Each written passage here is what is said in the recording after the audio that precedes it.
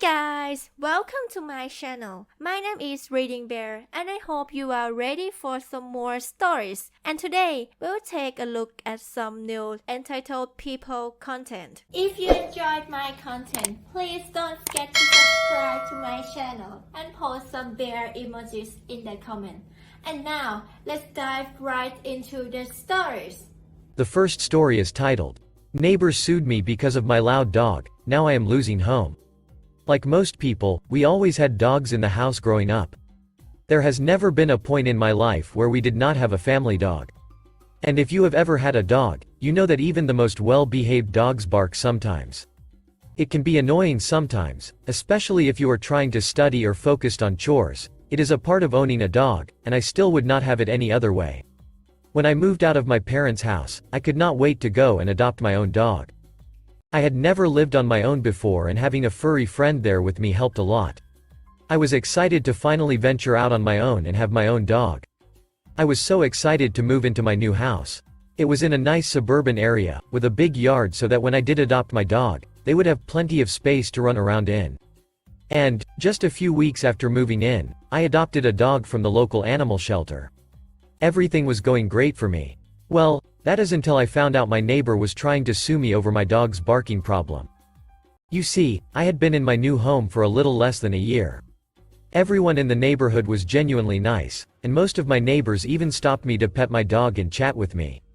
I had adopted my dog, Bailey, right after I moved into my new house, and although she was only a couple of months when I adopted her, she was a pretty well-behaved dog. She was super friendly and loved sniffing strangers and other dogs on walks.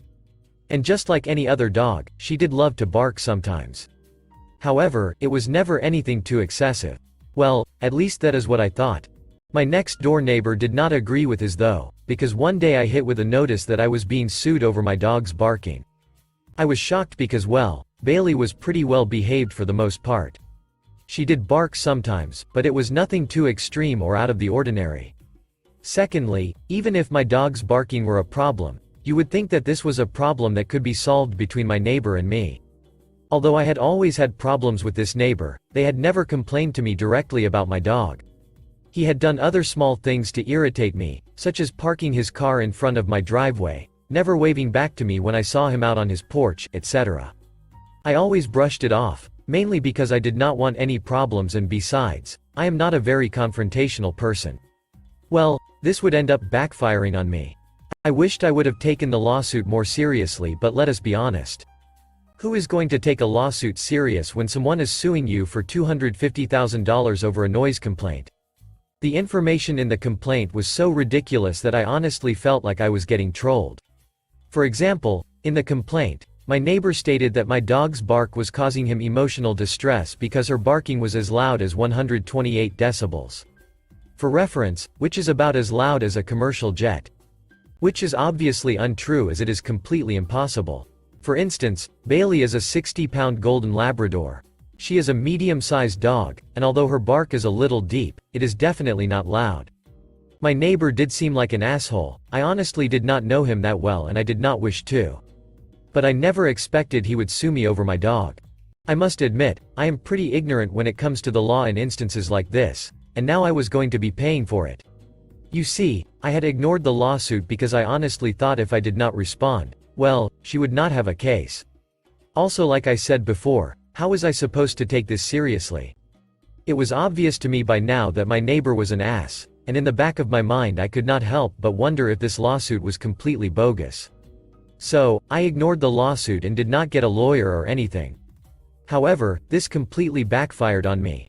Because I failed to contest to the lawsuit, by default my neighbor was going to be awarded $250,000. Yes, you read that right. $250,000 over emotion distress caused by the sound of the dog barking, which reached up to 128 decibels. I was absolutely shocked, more shocked than when I first learned about the lawsuit in the first place. Imagine sitting at home one day, just relaxing for the weekend, when suddenly the sheriffs pull up to your property and started putting signs on the garage and house door, and suddenly you are being told that your neighbor won the lawsuit and now you are forced to move out. I did my best to cooperate with the sheriffs and legal people now involved, but I knew that this was wrong. I admitted to them, and myself and anyone reading this, that yes, I had messed up by not responding to the claim. However, my dog barking was not an issue, and certainly not a $250,000 issue at that. I decided to fight back, and got lawyers involved after the sheriff showed up at my house. However, it may already be too late. One lawyer told me that by not detesting originally, it was like being sued and not showing up to court. The person filing the lawsuit automatically wins by default. I wish I had known this sooner, and I regret not taking any action in the first place. I have started fighting back, but so far it looks like it is not going to end well in my favor. Even if I end up being able to stay in my house, I will have to pay the fees to my neighbor. And even if I do not have to pay the fees or leave my house, this has been a very costly experience. I wish I had prepared for this or taken it seriously from the beginning, because if I did, I would not have to be spending all this extra time and money on lawyers and legal papers. My advice to anyone, if you ever get sued or hit with a legal complaint, please take it seriously. In these days, it seems like a lot of people are sue happy and will sue you over the dumbest stuff. But no matter how ridiculous it may seem, you are required to take action, and have a lot better chance at winning your case if you take it seriously. The next story is titled, "A thief stole about $15,000 of stuff from my storage unit in the secured garage of my apartment complex." About $15,000 of my stuff was stolen from my storage unit near Seattle. Camping stuff, fishing stuff, kiteboarding stuff, snowboarding stuff, and a tool chest was taken and seen in the back of a pickup truck caught on camera exiting the secured parking garage at 3 a.m. Unfortunately, the image was too blurry to read the plates. Also, renter's insurance only covers about 1/3 the cost since it was not stolen directly from inside my apartment. The apartment staff have been almost useless, and don't seem to care about this happening. They did provide the PD with the blurry image. They refused to provide any information to me, including entry access logs or additional photos. There are multiple cameras in the garage, and I find it hard to believe a clear picture wasn't available.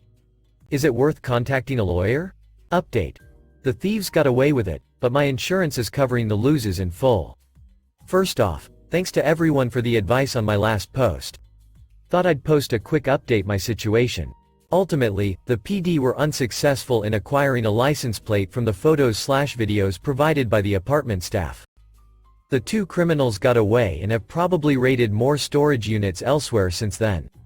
I think it's safe to assume there is no foul play here. The apartment staff have been helpful and sent additional videos to the PD. They just needed a little push from me after it was stagnant for a while.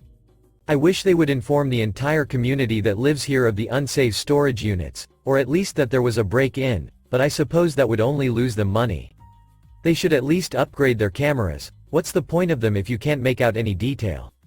Oh well. Also, my insurance is covering everything in full. There was some confusion at the beginning since it was a storage unit, which is why they originally told 20% of my maximum. Once an adjuster was assigned and reviewed it in more detail, she determined to cover everything since it is part of my primary residence. I did receive video that shows the two thieves and their truck. There were 3 other storage lockers that were raided. It only took them about 15 minutes to cut locks and load everything up. Very impressive, they are clearly experienced. Unfortunately, I could not add this to this post due to rules. A life lesson for myself, and everyone who reads this: never store more than you're willing to lose in a storage unit. Some people suck and will break in. Or, just have good insurance. The next story is titled, "I have become a forgotten employee for a few months at my job. I want to start a new job and wondering legal ramifications." Texas. About a year ago I was fired for something I did not do. Basically, they thought I was stealing from the company and had me fired in the system before they informed me in person. When they caught the real thief, literally 5 minutes before I got the axe, I got called into HR where they apologized to me profusely and told me they would be working to reinstate me without losing my tenure or my vacation time. They asked me if there was anything they could do in the meantime. I asked for the vacation right then and there, which made HR really happy because me being gone for 2 weeks made it easy for them to unfuck the situation. While on vacation I broke my leg and was wheelchair bound for a month. When I informed HR of this, they offered me the satellite office for temporary use since it was literally 1 block away and I could get there safely using my wheelchair. The company had a satellite office close to my house that was basically just 2 rooms. One had a desk, power socket and internet access, and the other was the bathroom. The office was purchased for an exec who was wheelchair-bound because of cancer. The office stayed empty for a few months when her cancer went terminal and eventually, she passed on. When I was offered it, they moved my PC and everything out there getting me set up. That was the last time I have had any face-to-face with anyone in the company. Even after my leg healed, I did not return to the normal building. I stayed in the office until HR wanted to move someone else in. Well, that never came. 5 months ago, my department was shuttered.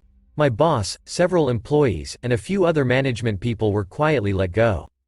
Some kind of thing happened at the top that caused a lot of people to be let go. By this time, I was pretty much using the office as a second home and had not had any real contact with anyone outside of emails and the occasional phone call. Once this happened, I was just coming in to work every day completing my tasks until they stopped coming. Then I just came in every day waiting until the hammer fell. It never did. I have been coming in every single day, walking since it's only a 5-minute walk unless it's raining, hooking up my gaming laptop and hopping on Discord with my friends to play.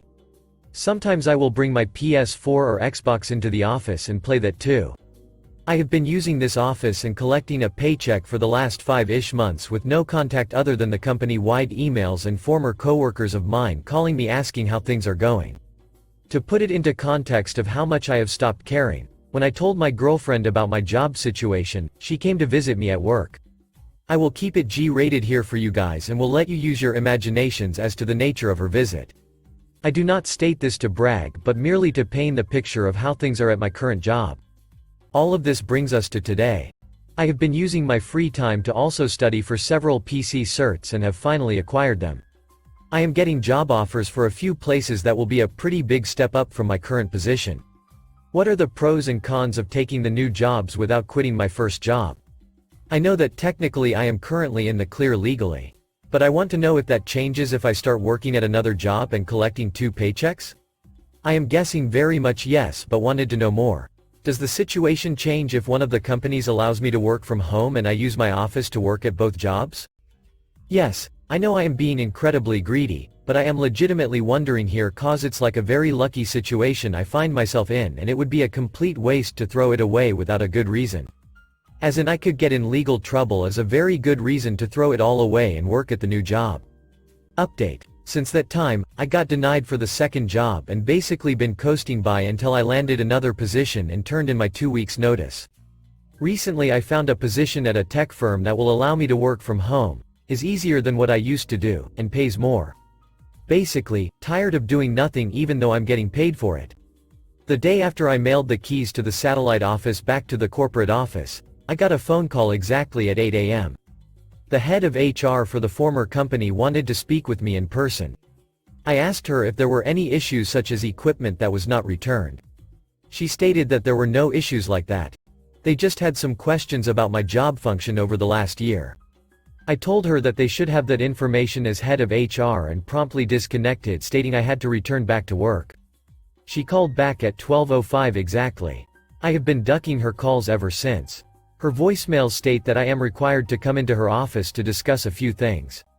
My emails with her have asked if there is anything that needs to be returned or issues with company property. Each time I am assured it is nothing like that, but that they need me to come into their office to discuss this with me in person. She calls at least once per day. I am thinking I just need to ignore her until she either escalates or goes away. How incredibly bad is that plan? Before anyone says it, I know okay I should have quit a long time ago. I did not. The last story is titled, I'm pregnant and I want to leave my husband. I have been married for 5 years and this is my second pregnancy. I took the test yesterday and I think I am about 6 weeks. I had a late miscarriage last time and the pregnancy was awful. I was very sick. I do not want to be pregnant. My husband found the test and when I told him I don't want to be pregnant he said he will not give his permission to have an abortion and it is fraud for me to get one without him. If I try to leave, he will have me arrested for kidnapping. He said I do not have a valid reason to not want to be pregnant anymore. I have been wanting to leave for some time now and to go back to stay with my parents. I cannot use any of the money in the bank for this because they are joint accounts and I do not have my husband's permission. However, I also have a debit card from a joint account with my mother that my husband does not know about. My questions are, 1. Is my account with my mom also marital property that I could get in trouble for using without his permission? 2. How likely is it that I will get in trouble if I go to NH, where my parents live, from KY, where I live now, and lie and say I don't know who the father is so I can get an abortion? I know it may be illegal, but I am willing to risk it. I can't handle another pregnancy. Thank you in advance for your help and please don't judge me. Update. I want to take a minute to say thank you to everyone who gave me advice and words of encouragement. I read every single comment on both threads about my situation, and I really appreciate the support and help. If not for the advice here, I probably would not have felt justified in leaving. I'm sorry for taking so long to post, but I am now back home in NH with my parents. I feel like I'm coming out of a fog, and I feel really stupid for believing everything. I guess I just justified it by assuming laws were different in the South. I left with just my computer, my phone, my documents, and a few family heirlooms. I'm not concerned about my phone being tracked as I am still on my dad's phone plan. My husband has sent me about 200 texts and has filled my voicemail completely, but I haven't spoken to him. I managed to withdraw half the balance of 2 out of 3 joint accounts.